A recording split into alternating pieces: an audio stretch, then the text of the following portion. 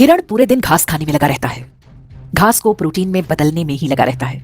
दूसरी तरफ मांसाहारी लकड़बग्घे को जब तक भूख नहीं लगती बस आराम से पड़ा रहता है, क्योंकि उसे पता है कि उनके लिए प्रोटीन का इंतजाम करने के लिए हिरण जो लगा हुआ है।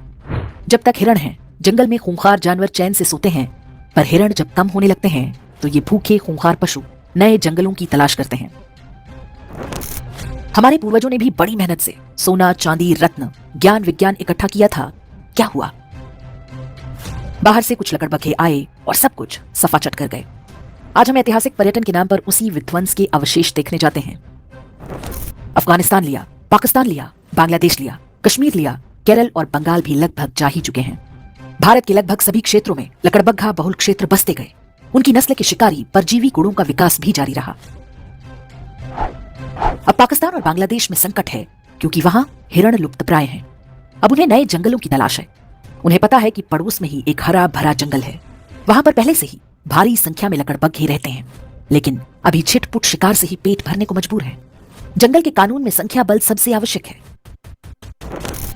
इसे ही वो गजवाए हिंद कहते हैं और उनकी किताबों में इसका जिक्र हो चुका है। हर शांतिप्रिय लकड़बग्घे के मन में वो ऐसे बैठा हुआ है जैसे हिरणों के मन में संविधान और राष्ट्रगान। हिरणों को अनुमान नहीं कि आखिरी युद्ध बहुत कठिन होगा, क्योंकि ये अंदर से शुरू होगा फिर बाहर से। जितनी तेजी से पाकिस्तान और बांग्लादेश से हिरण कम हो रहे हैं, ये युद्ध उतना ही निकट आता जा रहा है। ये युद्ध अचानक नहीं होगा, वास्तव में हम पहले से ही इसके बीच में हैं। विश्वास ना हो तो हैदराबाद, केरल, पश्चिम बंगाल, यूपी, हरियाणा, राजस्थान, दिल्ली आदि के लकड़बग्घा बहुल क्षेत्रों में घूम आइए। हिरणों ने वहां से घर और संपत्ति बेचकर कहीं और बसेरा बना लिया है, लेकिन वे जिन स्थानों को सुरक्षित समझ रहे हैं वो भी वास्तव में सुरक्षित नहीं है। सिर उठाकर देखें तो उनके ही आसपास कोई लकड़बग्घा फलों और नारियल पानी का ठेला लगाए खड़ा है।